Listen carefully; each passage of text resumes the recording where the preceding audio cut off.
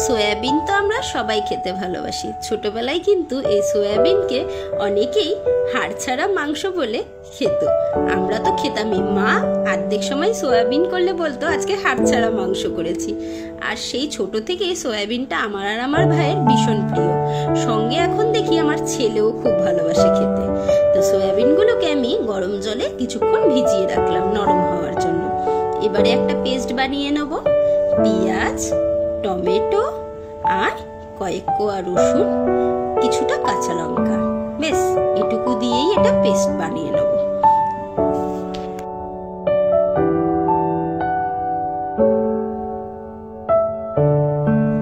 এবারে তেল গরম করতে দিয়ে দেব।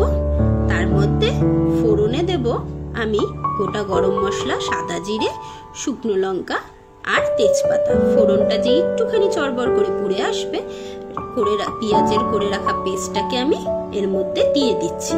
দিয়ে ভালো করে এটাকে কষিয়ে নেব তেল ছাড়া পর্যন্ত। মশলা কিন্তু যত ভালো কষাবেন রান্নার টেস্ট ততই ভালো আসবে। এবারে কিছু রেগুলার মশলা আমি অ্যাড করব।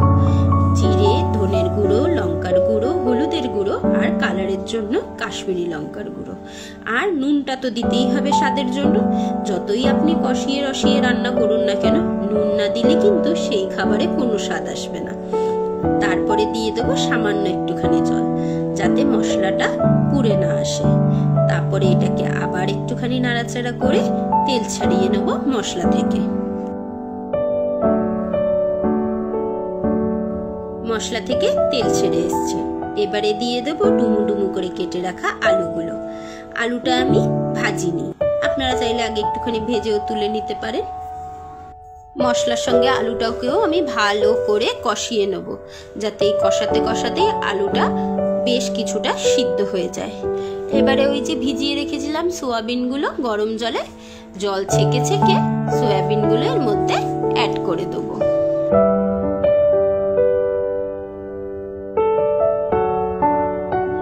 এবারে সয়াবিনটা দিয়েও ভালো করে মশলার সঙ্গে কষিয়ে নেব, যাতে সয়াবিনের ভিতরে মশলাগুলো সব ঢুকে যায়। একটু কিছুক্ষণ কষানোর পরে এর মধ্যে অ্যাড করব আমি গরম জল।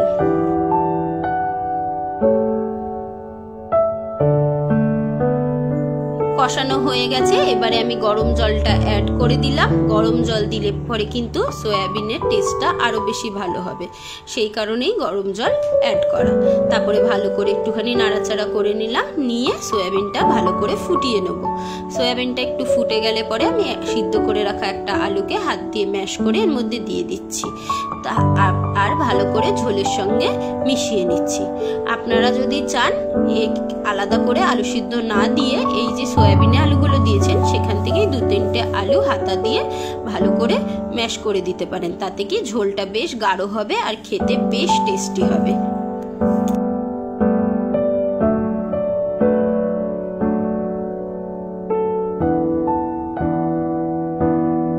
এবারে আমি 1 চামচ মতো ঘি আর কিছুটা গরম মশলা ছড়িয়ে দিয়ে নামিয়ে নেব সয়াবিনটা। আর এইভাবে সয়াবিনের তরকারি একবার করে দেখবেন, বেশ কিন্তু খেতে ভালো লাগে। উপর থেকে একটু ধনেপাতা কুচিও ছড়িয়ে দিলাম। ধনেপাতার গন্ধটা কিন্তু এই সয়াবিনে বেশ ভালো লাগে। আপনারা না চাইলে নাও দিতে পারেন। আমার সয়াবিনের তরকারি একদম রেডি হয়ে গেছে। আমি এটা গরম ভাতের সঙ্গে সার্ভ করেছিলাম। আপনারা লুচি, রুটি, পরোটা যে কোনো কিছুর সঙ্গেই সার্ভ করতে পারেন। ভিডিওটি কেমন লাগলো অবশ্যই জানাতে ভুলবেন না। আশা করি আপনাদের ভালো লেগে থাকলে আমার চ্যানেলটিকে ফলো করে নেবেন, ফেসবুক থেকে দেখে থাকলে।